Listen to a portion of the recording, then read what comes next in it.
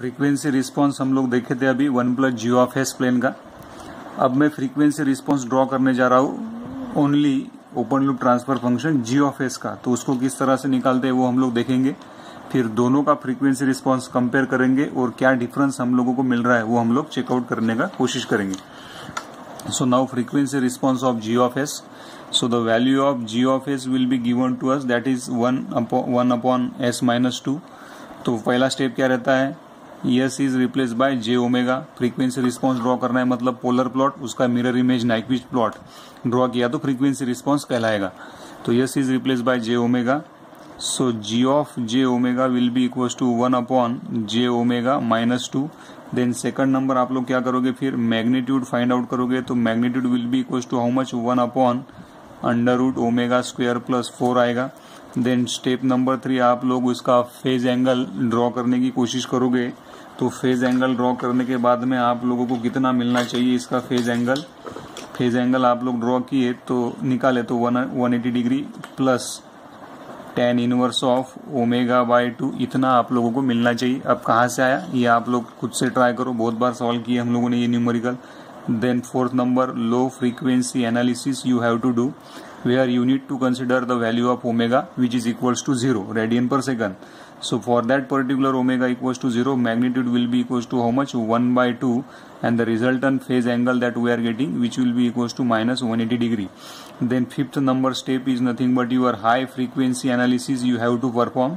For that particular high frequency analysis you need to assume omega equals to infinity, and if we put omega equals to infinity then magnitude will become how much, 1 by infinity will become equals to 0.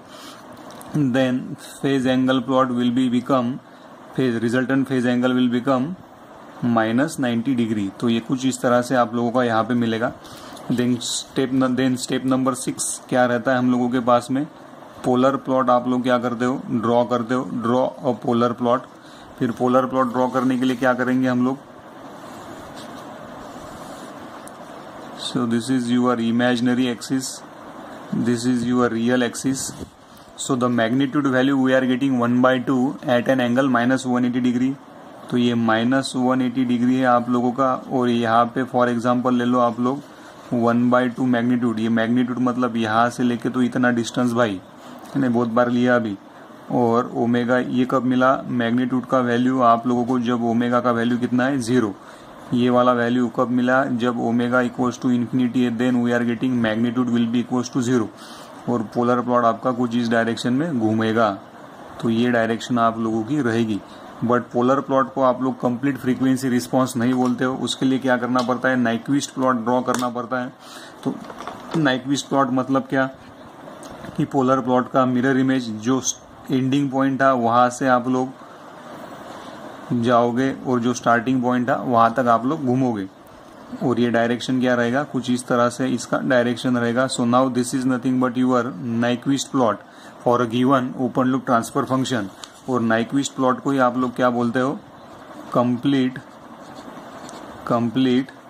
Frequency response.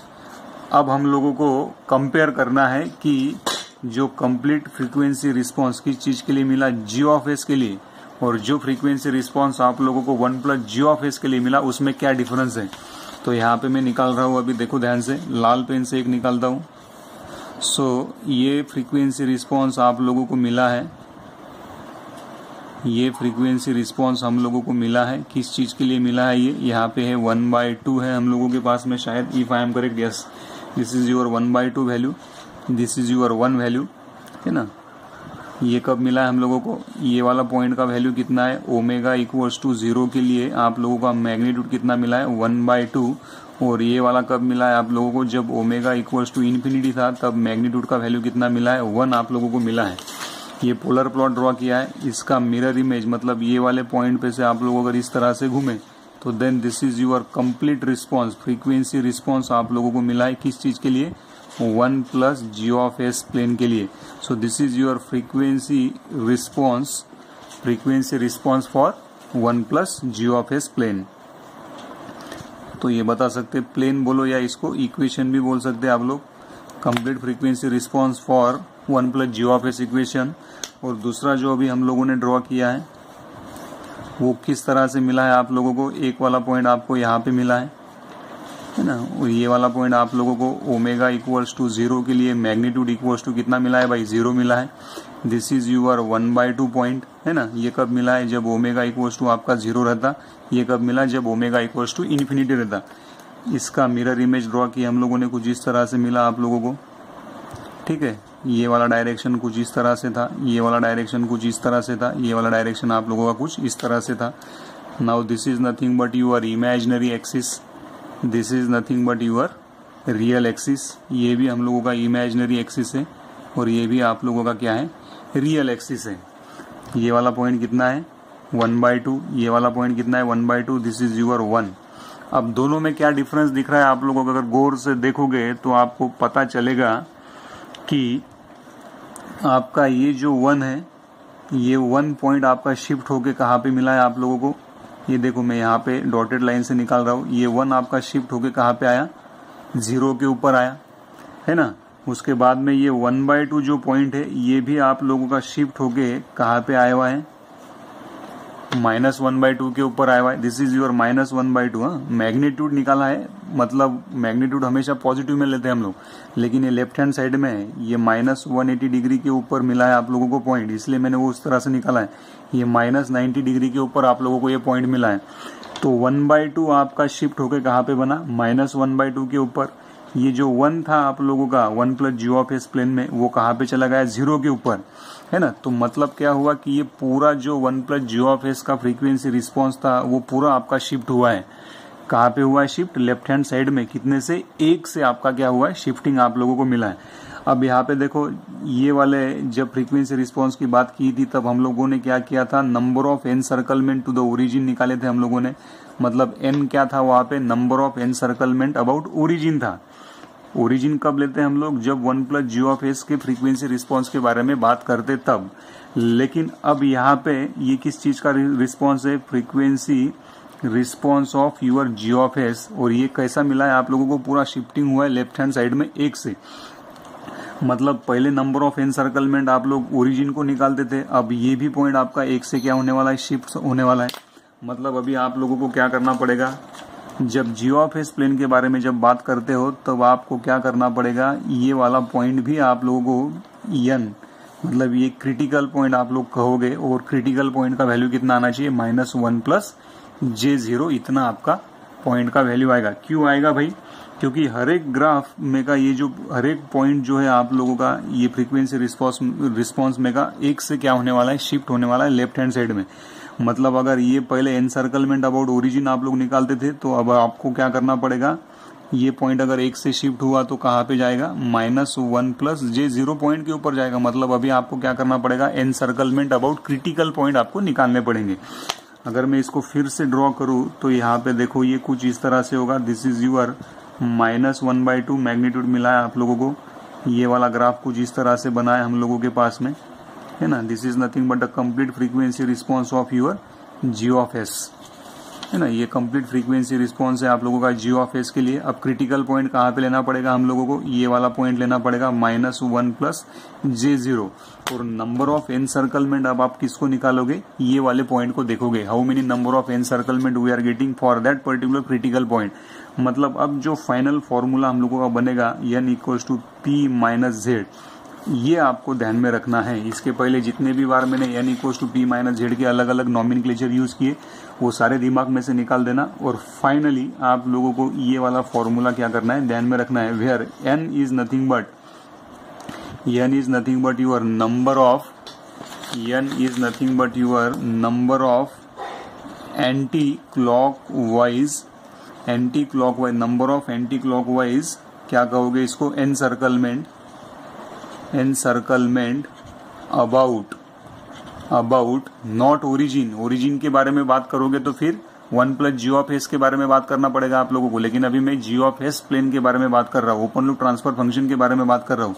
तो n will be equals to anti clockwise encirclement about critical point आप लोग लिखोगे, मतलब -1 + j0 के लिए लिखोगे। Then p as it is रह जाएगा। p is nothing but your number of right handed और right hand side poles of characteristics equation, which is also called as number of right hand side poles of open loop transfer function.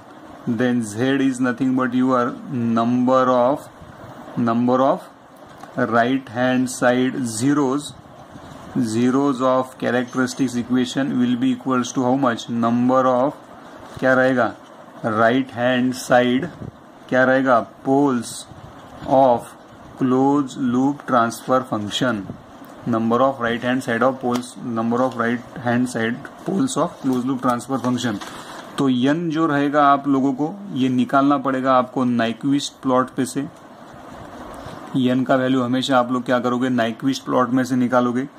p आपको हमेशा given रहेगा, open loop transfer function तो हमेशा ही given रहता हम लोगों को, तो p का वैल्यू आप लोगों को हमेशा दिया रहेगा और z का वैल्यू आप लोगों को ये दोनों पे से कैलकुलेट करना पड़ेगा. So z you need to calculate, और z का कैलकुलेशन करना मतलब ही क्या करना, स्टेबिलिटी के बारे में बात करना, क्योंकि z is nothing but your number of right hand side poles of your close loop transfer function.